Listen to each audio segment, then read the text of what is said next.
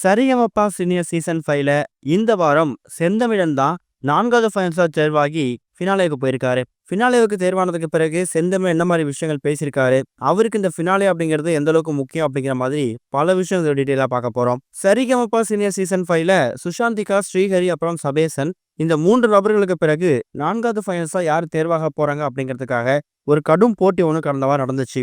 அதை தனித்தனியா வைக்காம 1-on-1 ரவுண்ட் அப்படிங்கிற பெயர்ல ஒரு பேட்டில் நடத்தினாங்க. அதுல செந்தமிழன் அறிவழகன், சிவானி அப்புறம் அருண் ராஜேந்திரன், பவித்ரா ஹரிஷ், இனியா அபிஷேக்னு சொல்லி இந்த ஒரு காம்பினேஷன்ல தான் போட்டியாளர்கள் மோதினாங்க. இதுல செந்தமிழன், ஹரிஷ், அருண் ராஜேந்திரன், அபிஷேக் இந்த 4 நபர்களும் கோல்டன் வாங்கி அதுல ஒரு நபர் தான் ஃபினாலே போறதுக்காக ஜட்ஜஸ் அவங்க முடிவு அறிவிச்சிருந்தாங்க. அந்த ஒரு நபர் யாரு அப்படின்னு கேட்டீங்கன்னா, கரூரை சேர்ந்த ஒரு பைக் மெக்கானிக்கா இருக்கக்கூடிய செந்தமிழன் தான். ஒர்க் ஷாப்ல ஒரு பைக் மெக்கானிக்கா என்னோட பாடல் பயணத்தை ஆரம்பிச்சிக்கூடிய செந்தமிழனுக்கு இந்த ஃபினாலே ஒரு மிகப்பெரிய வரப்பிரசாதம். எல்லா வாரங்களும் செந்தமிழ் ரொம்ப டாப் நாச்சா பாடக்கூடியவர். அவரு கோல்டன் பெர்ஃபார்மன்ஸே வாங்கல அப்படின்னாலும் கூட அந்த வாரம் அவருடைய பெர்ஃபார்மன்ஸ் சூப்பரா இருந்திருக்கும். சபேசன் அளவுக்கு பாட முடியல அப்படின்னாலும் ஓரளவுக்கு தன்னோட பெஸ்ட்டை கொடுத்து மற்றவங்களை கம்பேர் பண்ணும்போது ஓகே, சின்னு இந்த வாரம் கண்டிப்பா கோல்டன் வாங்கிடுவாரு, இல்ல ஒரு ஃபைனலே போயிடணும் அப்படிங்கிற மாதிரி ஒரு ஹோப்பை கிரியேட் பண்ணவர் தான் செந்தமிழன். அப்படிப்பட்ட செந்தமிழன் கடந்த ஒரு 3 வாரமாவே எவ்வளோ எக்ஸ்ட்ராடனரி பெர்ஃபார்மன்ஸை கொடுத்தும் அவருக்கு இந்த வாய்ப்பு அப்படிங்கிறது கொடுக்கப்படாம தான் இருந்துச்சு. சபேசனுக்கு எப்படி 2 வாரங்கள் ஃபினாலே தள்ளி போயிடுச்சோ அதே மாதிரி 2-3 வாரங்கள் டிக்கெட் ஃபினாலேல செந்தமிழுக்கும் அந்த வாய்ப்பு அப்படிங்கிறது தள்ளி போயிருந்துச்சு. இதை பார்க்கும்போது கண்டிப்பா பவித்ரா, இனியா இல்ல சிவானி இவங்கள தான் அனுப்புவாங்க, சின்னுன்னு சொல்லக்கூடிய செந்தமிழ் ஃபினாலேவுக்கு அனுப்ப மாட்டாங்க அப்படிங்கிற மாதிரி ஃபேன்ஸ் ஒரு மைண்ட் செட்டுக்கே வந்துட்டாங்க.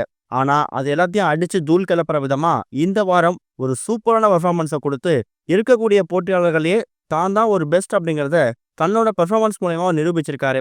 இது மூலயமா 4வது ஃபைனலிஸ்ட் அப்படிங்கிற பட்டம் செந்தமிழ் கொடுக்கப்பட்டு அவர் ஃபினாலே மேடையும் ஏறிட்டாரு. இன்னும் ஒரு பிளேஸ் தான் இருக்கு. அந்த ஒரு பிளேஸ் யாரு வரப்போறாங்க? சிவானியா, பவித்ராவா, இனியாவா, அறிவழகனா, ஹரிஷா, அபிஷேகா இப்படி சொல்லிக்கிட்டே போலாம். இதுல எப்படி பார்த்தாலும் பவித்ராவுக்கு இந்த வாரம் ஜட்ஜஸ் கொடுத்துருக்கிற கமெண்ட்ஸ் ரொம்ப மோசமா இருந்திருக்கு. அதுல ஸ்ரீனிவாஸ் பவித்ரோட பெர்ஃபார்மன்ஸை பார்த்துட்டு, சாரி பவித்ரா, டிக்கெட் டு ஃபினாலேக்கான பெர்ஃபார்மன்ஸ் இது இல்லை, உனக்கு இந்த வாரம் அந்த சேர் இல்லை, பார்ப்போம் நெக்ஸ்ட் வீக் பார்ப்போம் நீ என்ன பண்றேன்னு ட்ரை பண்ண அப்படிங்கிற மாதிரி ஒரு மோசமான விமர்சனம் தான் கொடுத்திருந்தாரு. ஆனா செந்தமிழுக்கு அப்படிப்பட்ட கமெண்ட்ஸ் தான் கொடுக்கல. செந்தமிழ் பாடி முடிச்சதுக்கு அப்புறமா உடனே ஒரு கோல்டன் ஷவர் வாங்கிட்டாரு. இது வழியா இதுவரைக்கும் மக்கள் ஒரு பேராதரவு கொடுத்துட்டு இருந்த செந்தமிழன் ஃபினாலே போனது உண்மையாவே சரிகமபா ஃபேன்ஸுக்கும் செந்தமிழ் ஃபேன்ஸுக்கும் பெரிய சந்தோஷம் தான். இதே இடத்துல இனியாவையோ, சிவானியாவையோ, பவித்ராவோ அனுப்பியிருந்தாங்கன்னா இது பாலிடிக்ஸ் பண்றாங்க, அரசியல் பண்றாங்க அப்படி மாதிரி சொல்லியிருக்கலாம். இன்னுமே நிறைய பேர் எதுக்காக இன்னமும் சிவானியை நீங்க அனுப்பாம சிவானியை வெயிட்டிங் லிஸ்ட்ல வச்சிருக்கீங்க, அப்ப அந்த 5வது பிளேஸ்ல சிவானி தான் போக போறாங்களா அப்படிங்கிற மாதிரி ரசிகர்கள் கொந்தளிக்க ஆரம்பிச்சிருக்காங்க.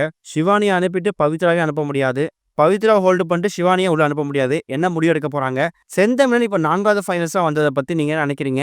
அரங்கம் அதிர அளவுக்கு ஒரு கொடுத்த பெர்ஃபார்மன்ஸை பத்தி என்ன நினைக்கிறீங்க அப்படிங்கிறத மறக்காம கமெண்ட்ல மென்ஷன் பண்ணுங்க.